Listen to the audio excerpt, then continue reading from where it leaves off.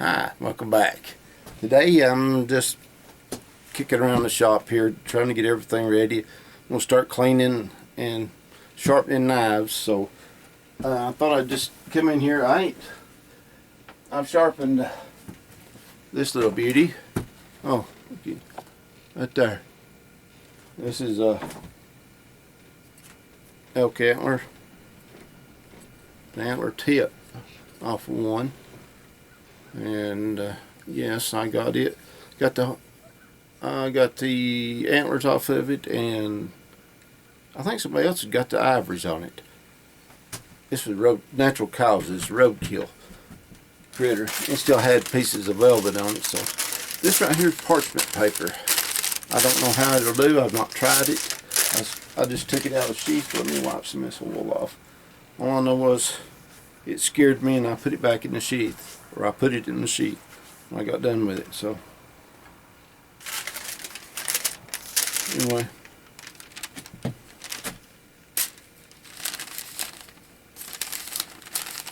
cut it just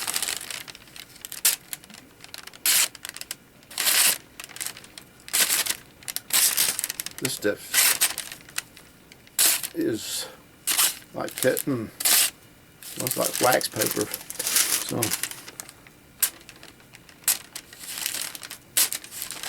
just got to hit it just right.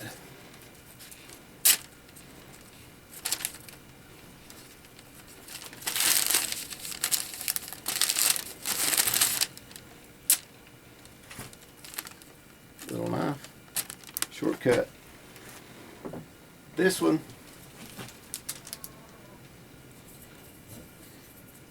this is a whitetail. Actually, it come off of my place. It's a shed. I found it. Decided to make antler handles out of it, so I've got the other one over in the box. So I only found one to start with, and found one a few months later, and the squirrels hadn't got to it.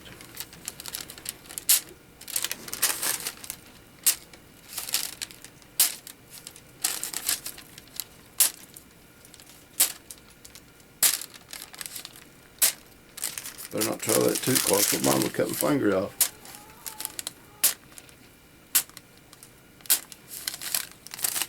Yeah, well, as long as you support it, you can cut it. So, yeah, that's two right there.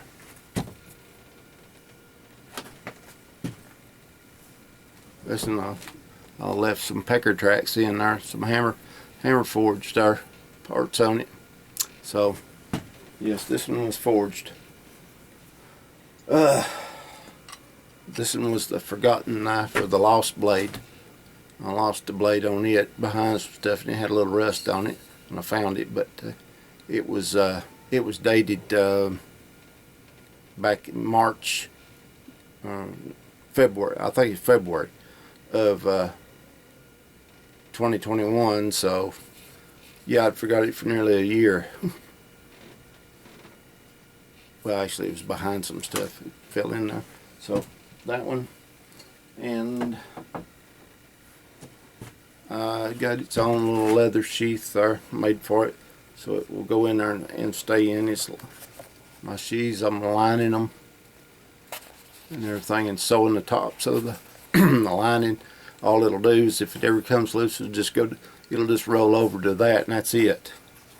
And these, the belt loops are doubled with a piece of nylon strap in them, and I've started sewing them. So not only are they two pieces of leather thick, they got a piece of the nylon, seatbelt nylon in there, and the same thing on the inside. I put what I cut off of this, which is about 3/4 of an inch, or yeah, 5/8, something like that. The rest of it I put on the inside, and if I can't put it on, I mean, if it just happens to be too small, which one of them was, I just cut it, put a whole piece, and make it fit, glue it in there. So it's got a piece of nylon inside, the stitches run through in the same box pattern like that, because they go all the way through. Yes, I sew all this up before I put them together. I sew the top before I put it on there, and before I close it up, so the top, and so this right here, well, I'll put this on first, then line it, then sew the top up right through there, and then I sew the seam. So it takes a while to make one of these shoes. I mean, they're not a, I know people think just a little piece of leather and all this, everything. $5 or $10 for a sheath, bull crap. I've got time probably 3.5 to 4 hours in this, plus the leather, the lining, the glue, the stain, the oil, the thread, the needles, everything. This is probably, you know, if you're just going to pay me by the hour to do it, you know, it'd be $20 an hour, it'd be $60, probably be $85 for this. So part of the value in the knife is actually the sheath. Although the knife is a high dollar item, the handle is a high dollar item, because this one is, you know, it's got the hamon on it. It's like a katana.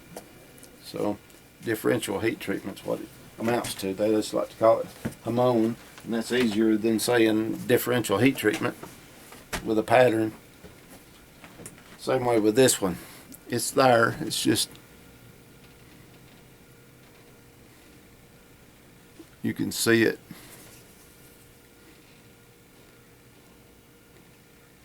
Yeah, that's a differential heat treat pattern. So I'm gonna oil this up. I've got a little bit of hand sanded to do on the handle right here. I gotta get my pins. I bladdered the mushroomed the heads on the pin that goes through there, so it's locked in there. It can't get out. It's full of the tang is got grooves cut in it and slots and holes, so it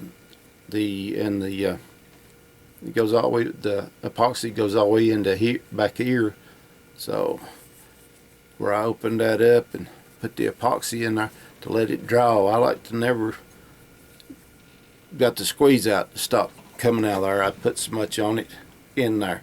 I wanted it to go out into the mara, and the mara, it looks like a loofah sponge kind of on. You forgive the glasses. I'm too close and having to do that bifocal thing with the light right above me. So I apologize for. So if somebody says I'm looking down my nose at you, I am, but it's so I can see the camera. I'm not. No discrimination against anybody. I'll let anybody watch these videos. Anybody. And so, but anyway, that's just a couple of the knives that I've got to do today. I'll probably be out here just a couple of hours. I ain't not been the best since Father died. So anyway, it's affected me more than I ever dreamed it would. It might have been okay if he'd. No, it's never okay. But you know, this was completely off the golf course. I mean, because I had no idea that he was like that, and but I got to go see him and everything. So cherish the ones you love. Go see them, even if you don't. Well, even if you don't like them. Yeah, family's family, but you got to see them. So anyway, I'm going to get on some more of this. I may put this out other than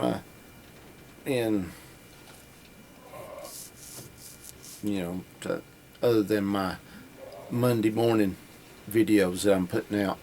I'm just filming ahead. I may film some more and try to get more videos and so I can have content for all my viewers and everything like that.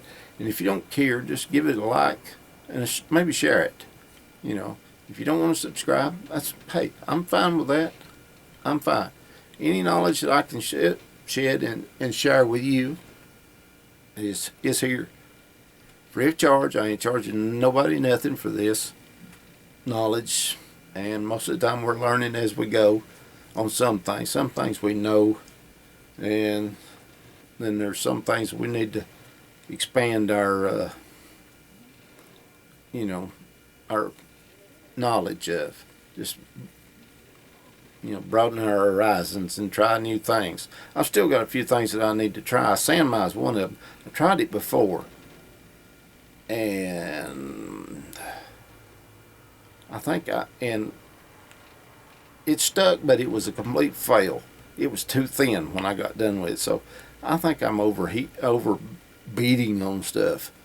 And my dad, God rest his soul, told me there one time.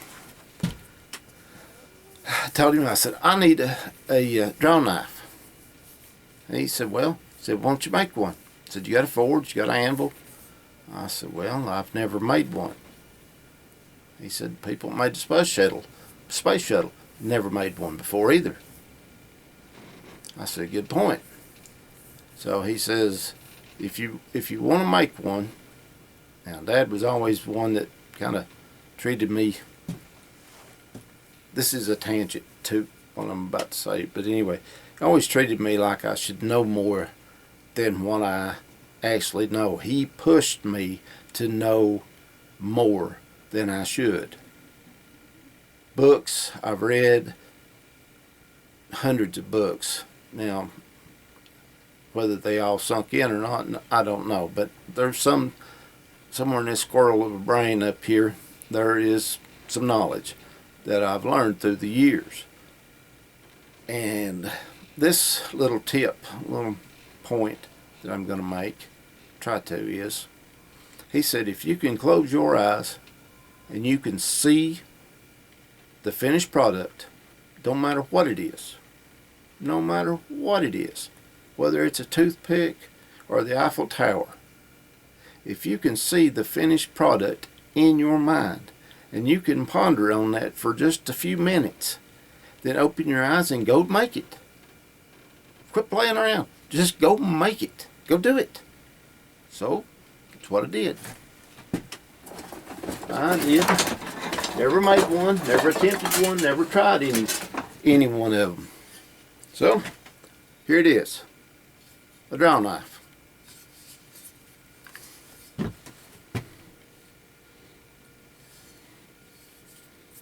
I needed one. He just said, close your eyes, think in your mind what you want, what the finished product you want looks like, and then simply just go do it. And I did it. One and done. Done. I mean, I forged every bit of it. It's made out of a leaf spring. Tools I don't care to do out of leaf spring. Knives, no, because, like I said, I don't know. Unless you buy them brand new and they tell you what steel they're used on to do it, I'm not taking any chances with that. But this right here, yeah. It's not. Is it perfect? No, it's not perfect. But for my first try, and it's sharp, and I hollow ground the back of it. So to help get it up off the wood, and you just have it at the heel and the blade right there. Works good. Works great. Love it. Thank you, Dad, for all that. But I mean, he instilled that to me from the time I was a young boy, and so anyway, he was firm, but he was fair about things. So just remember that, and that's what happens with people nowadays, is they're neither firm nor fair with anything. So for what it's worth, that's my opinion for today. I know I showed a couple of knives and a little bit of some balloon juice circle coming at you, but I enjoy showing, teaching, and doing when I can. So anything that I can pass along, it's here for the viewing. Now, whether you like it or not, that's fine. But 99.9% of the time, I will give you the truth, no matter what. Yeah. So, that's all I can do. So with that, I'm gonna go. I'll try to video some of the other. I may just cut all this out, but it feels pretty good sometimes just to stand and talk and look yourself in the mirror, so to speak. The mirror being the camera lens, as if you don't want it, you can erase it. So, it's just talking to yourself, trying to sort out the world, I reckon. So, till next time, it's Bobby Shields saying, God bless.